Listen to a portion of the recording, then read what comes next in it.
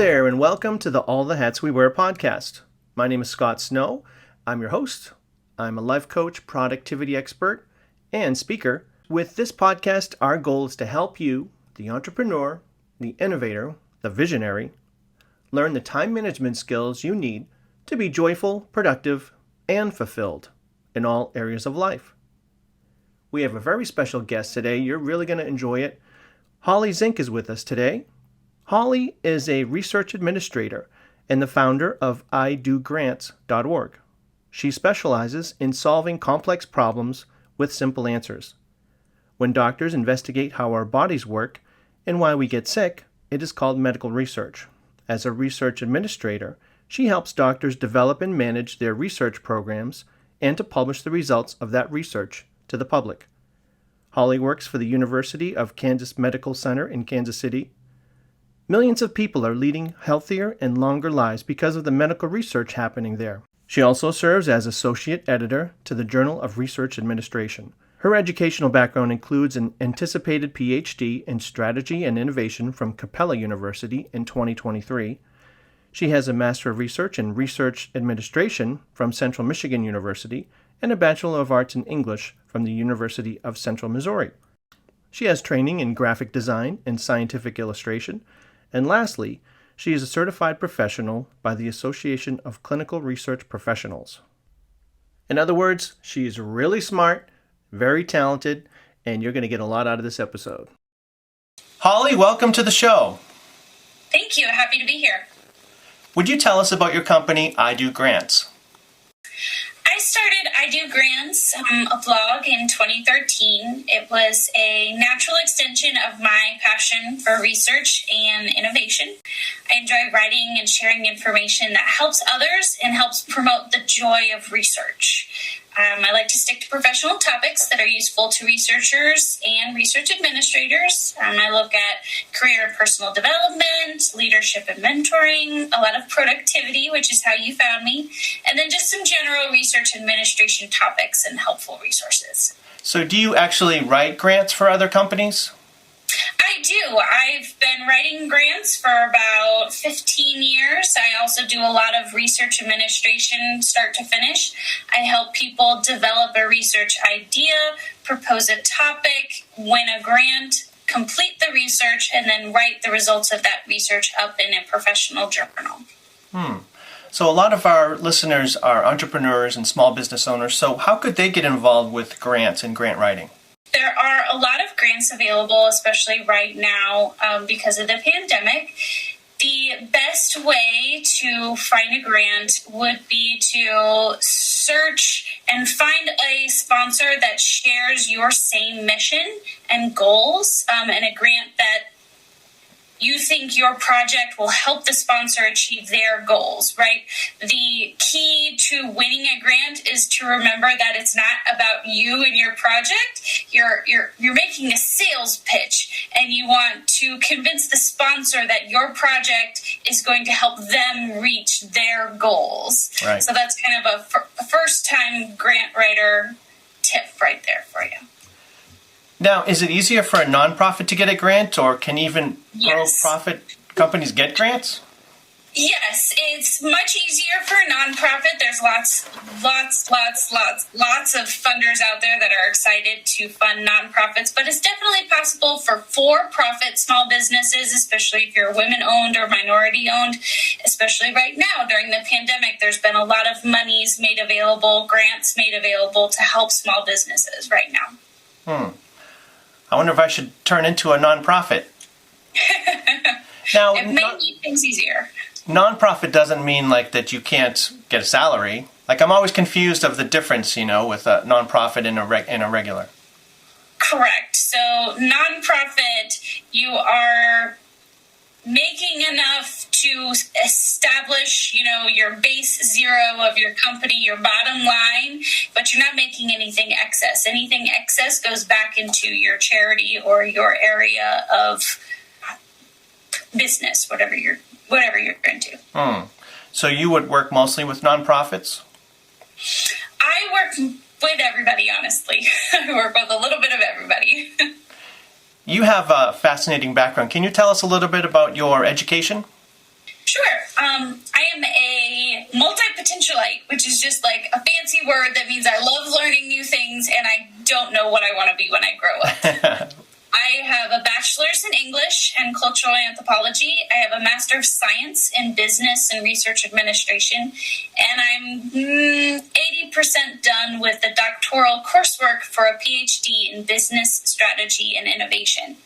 I have training as a graphic designer and a scientific illustrator, and I wear a lot of hats. Wow. Well, that's why you're on the show. Now, I discovered your blog and your website from a search. I was doing a Google search about roles and managing roles, and you came right up, and this is pretty rare for me because the only other person I saw talk a lot about roles is Anthony Robbins.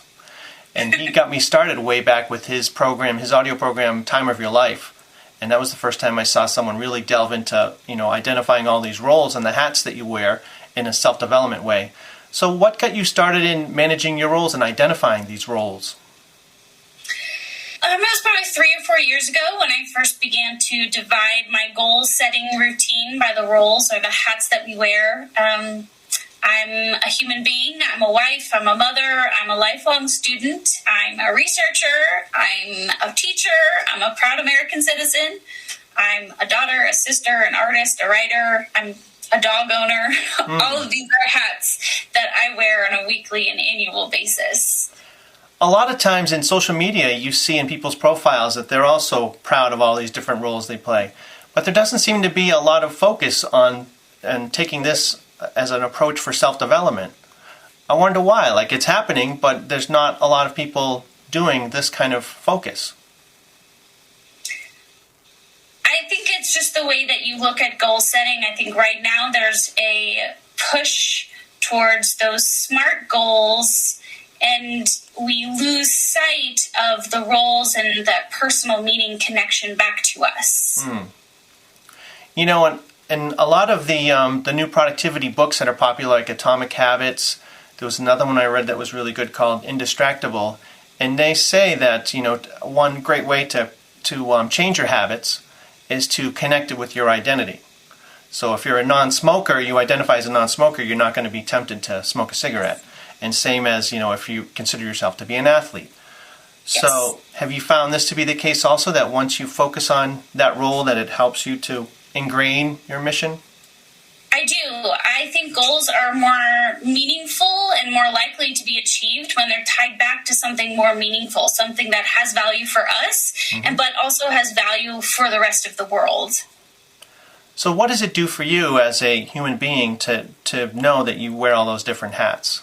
So every couple of years I do a life audit, and I set goals that are attached to all of those life roles or the hats that I wear.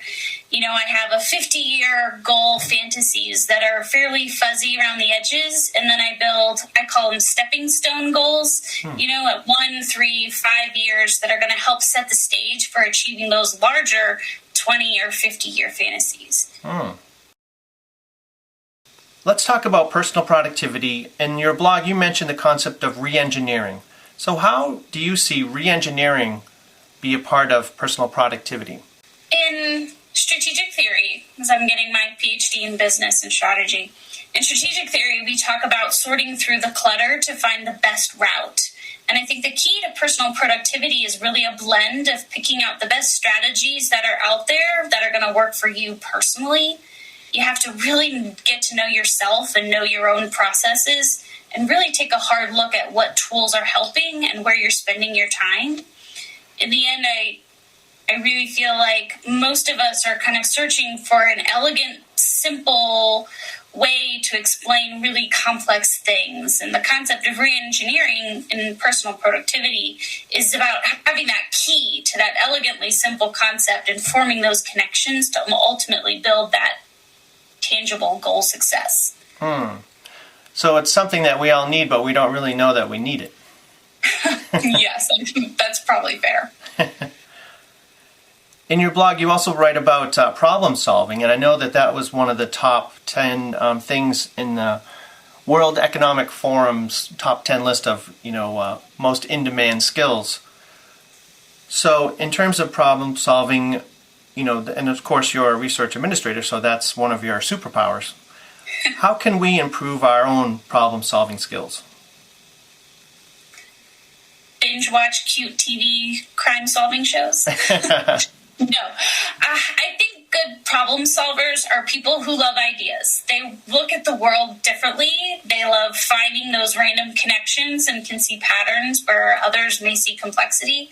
We always joke in research administration that no matter what question you ask me, the answer is always going to be, it depends. Because there's so many rules and regulations and legislation that govern research, especially medical research, which is where I spend most of my time. It's hard to answer a simple question with a simple answer without including all of that background jargon. I think the best way to improve problem-solving skills is just to become a lifelong learner and just constantly be fascinated about new ideas and trying to turn things around and look at things from a different angle. So you're very creative. When do you feel like you're at your most creative? Like when you're aware that you're really being creative and in the zone? Perhaps one good example is whenever I'm approaching a problem or something that I'm not quite sure what the answer is, I try to think of all the possible options, even if they're just totally crazy, never would have considered that before. I try to put it out there.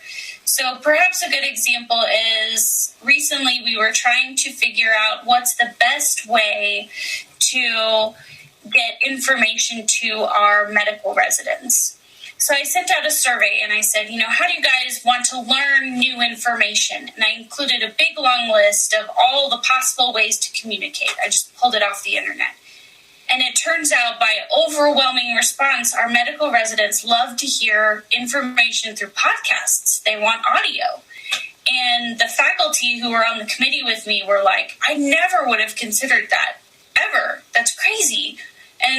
But it was overwhelming. And, no one in that room would have even thought to have made that an option on the survey if I hadn't have just thought of, okay, you know what, let's think outside the wall.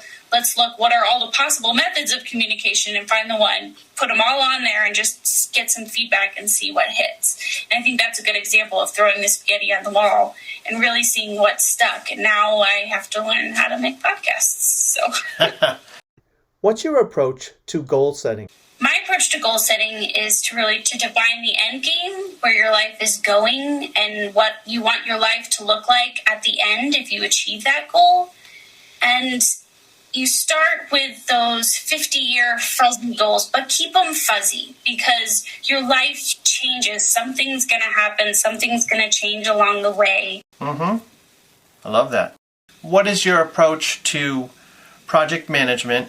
And also, if you'd like to discuss the element of progressive elaboration in project management. I love that concept of progressive elaboration. It's this concept where the project begins with a really simple idea, and then it's gradually updated and refined into a more detailed plan of execution. And that concept of progressive elaboration really allows you to start small with the information that you know, and then build the project as more information becomes available. So in a lot of ways, progressive elaboration ties back to assessing and realigning those stepping stone goals to achieve your 50-year fuzzy goals. So you know the outcome, but you don't really know the path. So maybe that the progressive elaboration is that way of brightening the path. One really important thing about goal setting is this alignment and reassessment. Every few years, you really have to take a step back and look at where you are now and where you're headed. And sometimes you just have to realign those stepping stone goals, those milestone goals, so that we end up where we want to be in 10 years or 50 years. And when you organize your life by the rules or the hats that you wear, it just becomes easier to create more meaningful and lasting goals. Because I'm always going to be a mom, right? I'm always going to wear that hat. I'm a lifelong learner, so I'm always going to wear that hat. So when I decided to go back to school to get my PhD, that ties back to my hat of being a lifelong learner.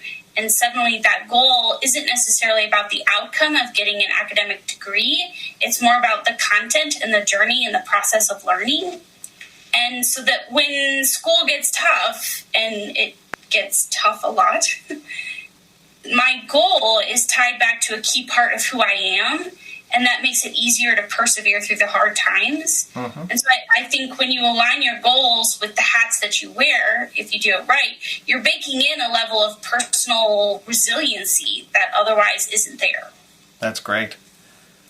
Let's talk about role transitions and how you transition between all these different roles.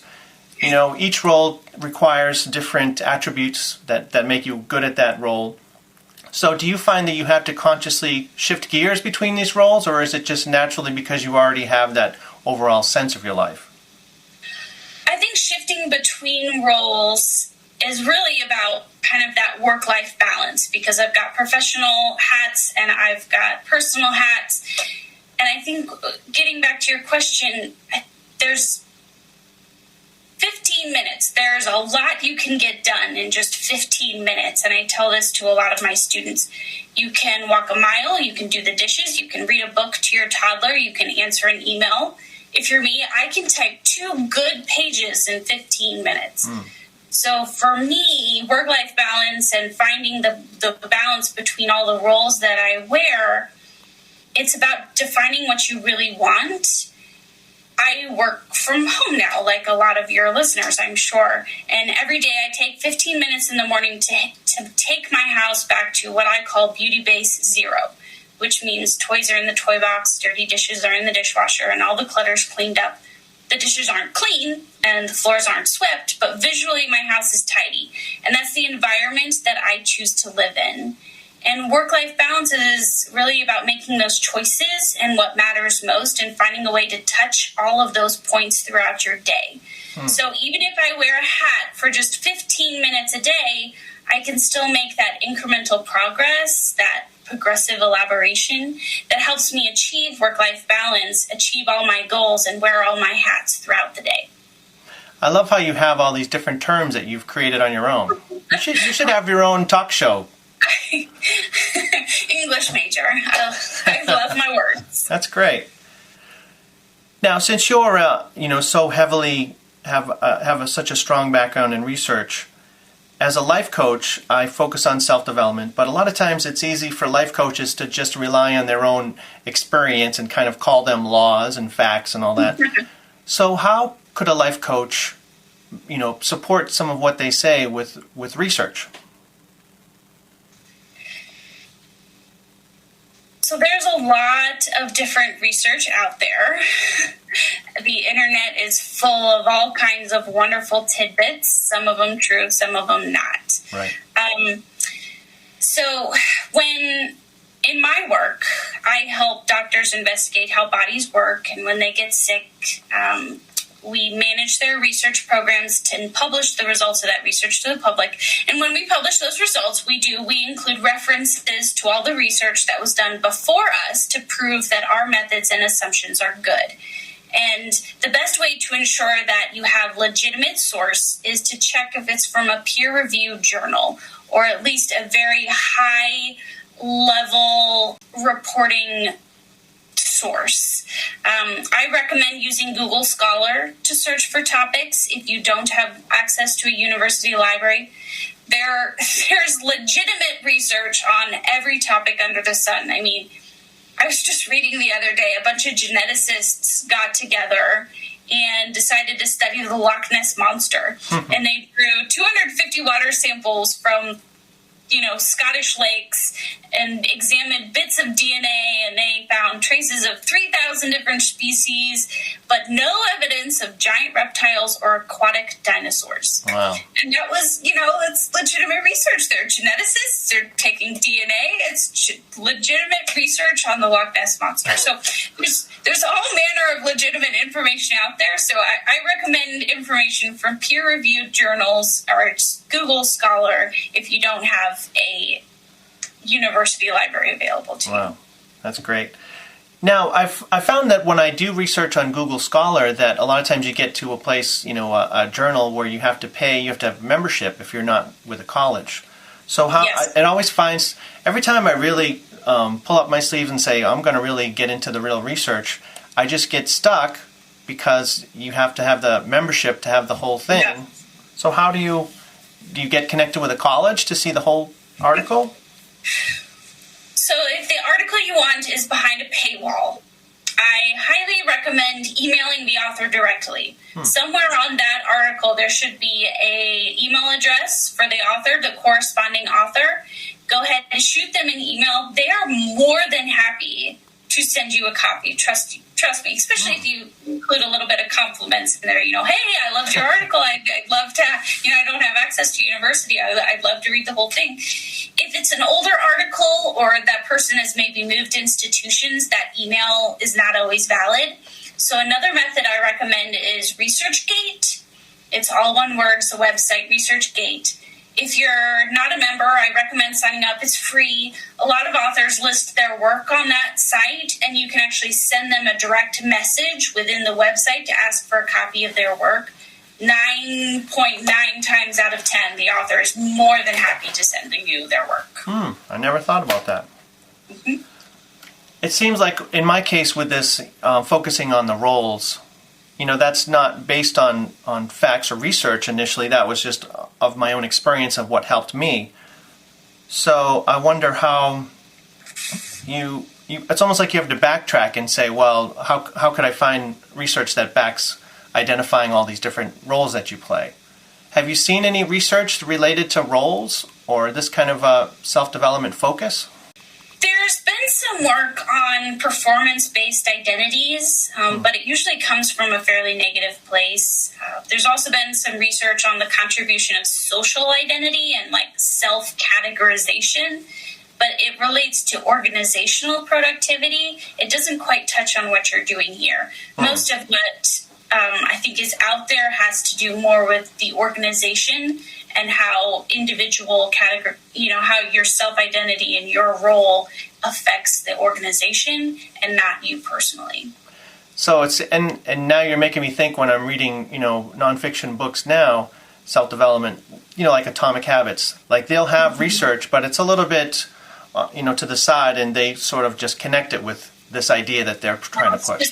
Tangentially related, and you're trying to pull in some concepts and from other theories that might be relevant to the conversation. But there does seem to be a gap here about roles and how defining your goals based on your role or the hat you wear affects future productivity.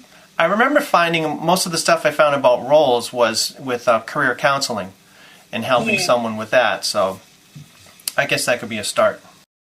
Now let's switch gears a little bit to leadership.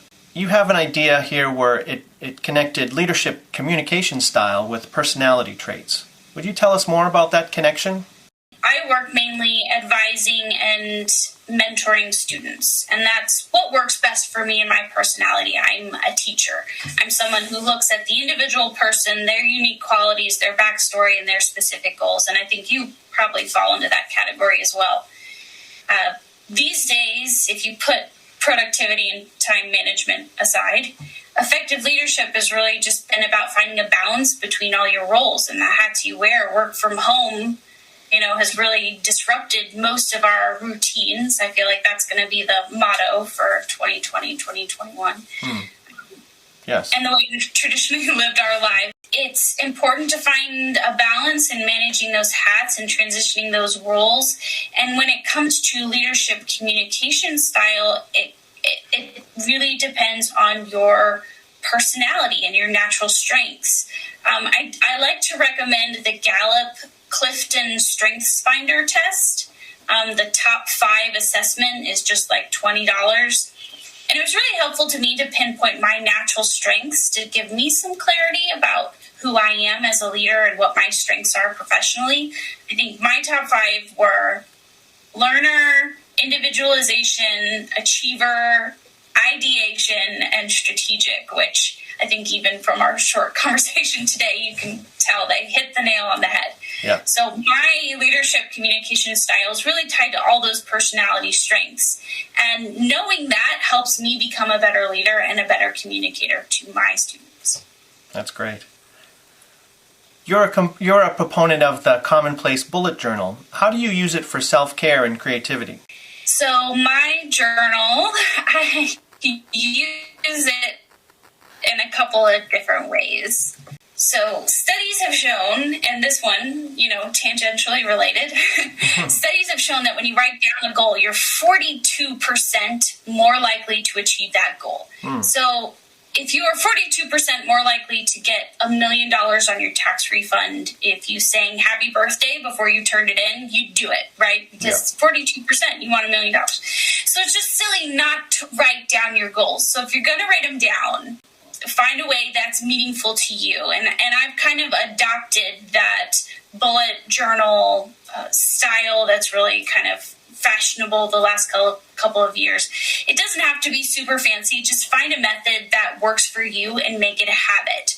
So I kind of have two. I have a life journal that contains, my mission, my vision for my life, my core values, and really further defines the roles that I wear in those fuzzy 50-year fantasies. But then I also have a work journal that contains my daily to-do lists and the more weekly, daily to-accomplish items. And those two things work together to help me manage my goals, keep track of everything that I'm doing in my life, and really make that incremental progress, that progressive elaboration to move forward with all of my goals personally. That's awesome. Did you say you have plans to create your own podcast? No, I don't. Well, I didn't, but all of my students say that's their best learning style. They want something to listen to. So if I'm listening to my students, maybe we need to start putting a lot of my material into audio format. We'll have to see. That might be a new venture. It's written down in my to-do list. So wow. Well, you should consider it. I think that would be awesome. I would subscribe, that's for sure. Thank you. iDoGrants.org is enough work for me right now as it is. I can't imagine trying to add on one more thing to my schedule. Well, one reason why I really like doing the podcast is that I find it saves a lot of time for me because I can cover a lot of ideas in a short amount of time. And what I do, I've got it here. I have all these 3-ring binders. This is what I call my scrapbooking. This is number 30. So, and all of them are just, I subscribe to 3 newspapers, and I just cut out articles that I like, and I kind of underline the stuff and so this is my resources for all my ideas for my podcast. So then I get these index cards. I'm nerding out now with with all the info, and then I'll just start to go through this binder and then get some ideas, and then I'll just loop maybe 5 to 7 little stories that I can gab about, kind of like productivity in the news, and then I'll just have like one main theme, at the front end of the podcast, and then I just gab about these, and then I just let it run, and then 15-20 minutes I'm done with all these ideas.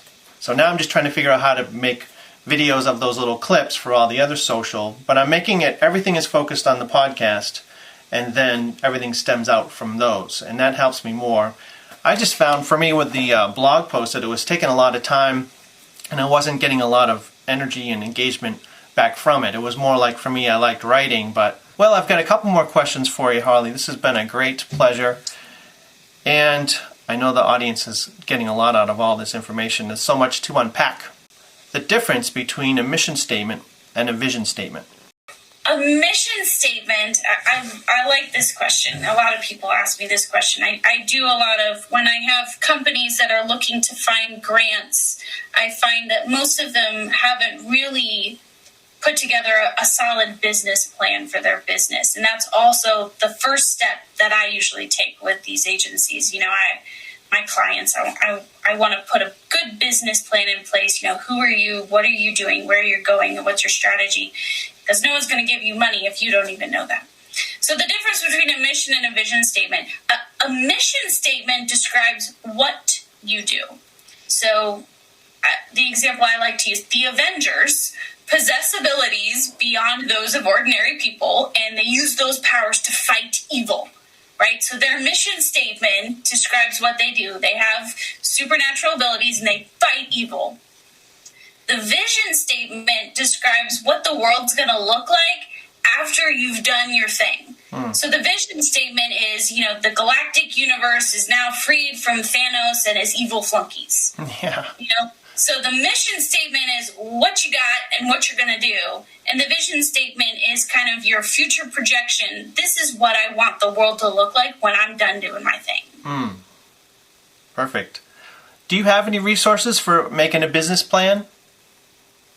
There are so many resources out there. It's insane. So if you just go to Google and say business plan template, you will find 100 different examples out there. I think the key concepts are really to understand who you are as a company, your values, your mission, what your goal is to achieve, why you started the business, and what you're in the game to do. And then also, when it comes to your business model, most of my clients, I really try to work with something scalable, something that's, okay, you're starting out small today, but eventually you want to be successful and you want to get out there. So you need to have a plan for how you're going to build. What are your steps? What are your milestones? How are you getting out there? There's so many different platforms out there today. If you're trying to, sell a product, you can do everything from starting a podcast, starting a blog with some resources behind a paywall or a subscriber list. You can have different graduated levels. Everyone's online now. And I think that virtual meeting has opened up a lot of business opportunities as well. So as far as business plans, I recommend, really outlining who you are as a company and where you want to go, and really try to define those steps and milestones to get you there. The research required for a business plan reminds me of the challenge I have with straight research with the Google Scholar. How do you find out, as a life coach, where do I go to get information on the industry of life coaching, or for the competition? Besides, I know I've seen certain people on social that seem to have it going on. How do you really know who is the competition and trends and all that good information? You can't just make it up. Where do you go for that kind of information? Sure. When I'm doing background information on a client or a company, I am Googling. You really have to define your Google search. Google searches are the same as library searches. So I do a lot of library literature reviews, searching for, that peer review research that's going to back up whatever topic we're talking about. You really need to hone in that search, learn your Boolean terms, within each parentheses. You're not just searching life coach, you're searching life coach, and then all the related terms that might be attached to that.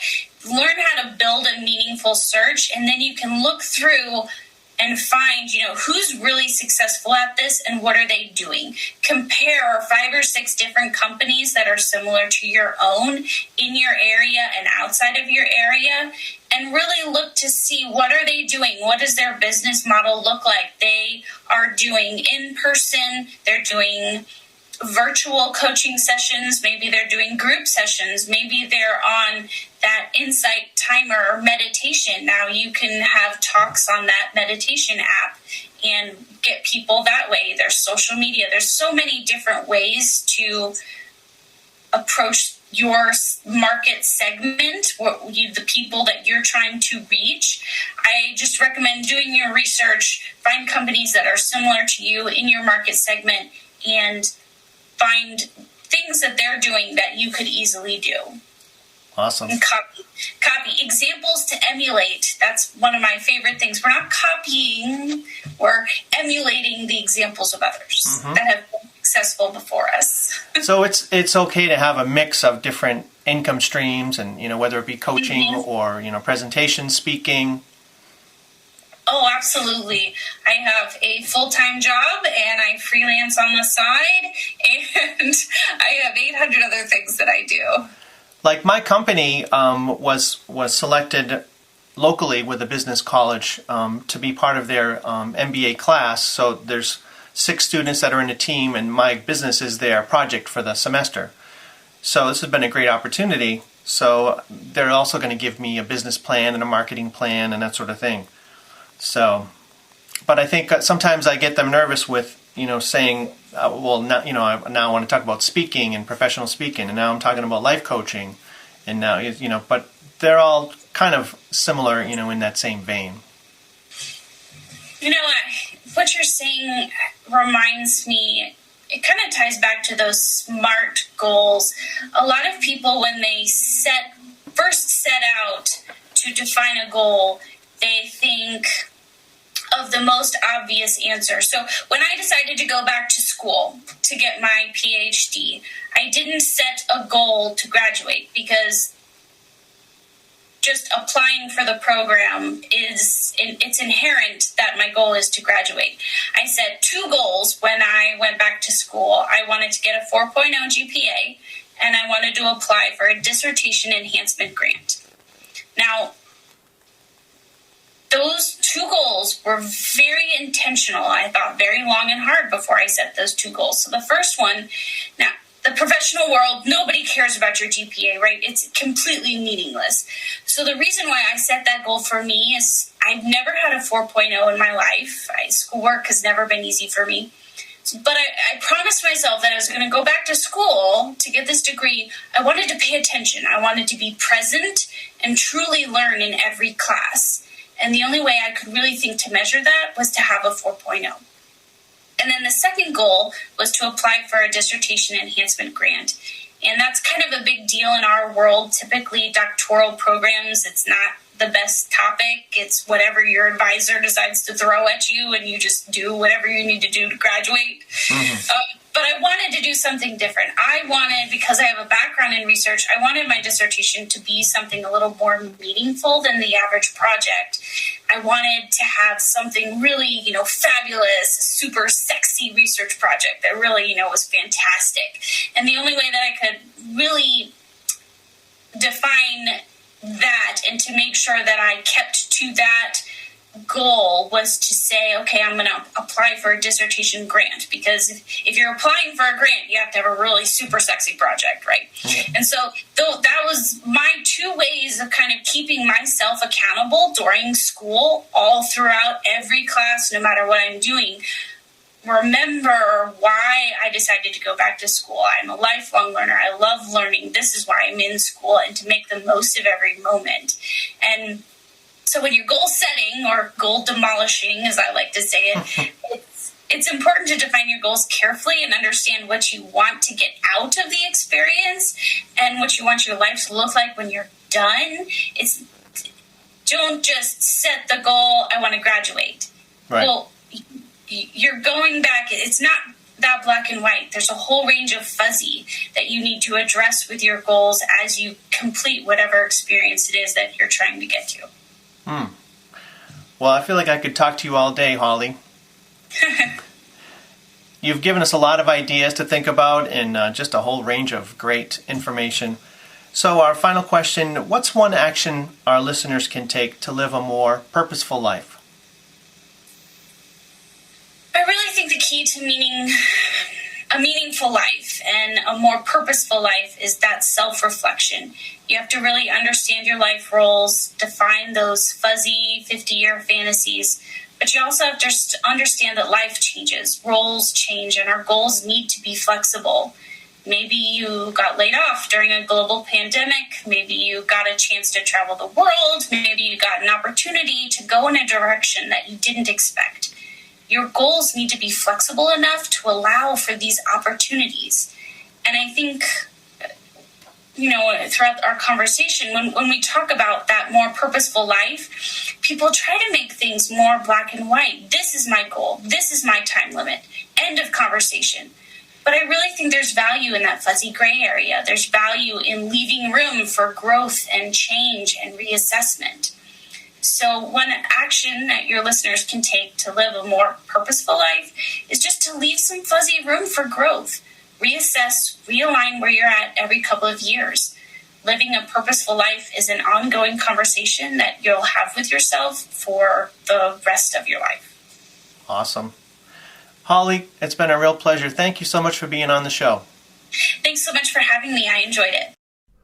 For more information about Holly Zink and her company, visit idogrants.org. You're meant to do great things with your life. If you want to be an innovator and visionary in your field, you have to manage your busy life like one.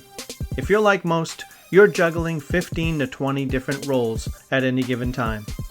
I'd like to give you full access to a transformational video training series called The 5 Secrets Entrepreneurs Know About Effective Time Management. It'll help you regain control of your busy life and guide you on a deep dive into goal setting, project management, creativity, roles, and mission statements. After completing the training, you'll have a system for managing your life so you can live your purpose. See how different life can be when you're joyful, productive, and fulfilled. For complete access to this 1-hour training divided into 5 modules, visit our website, allthehatswewear.com.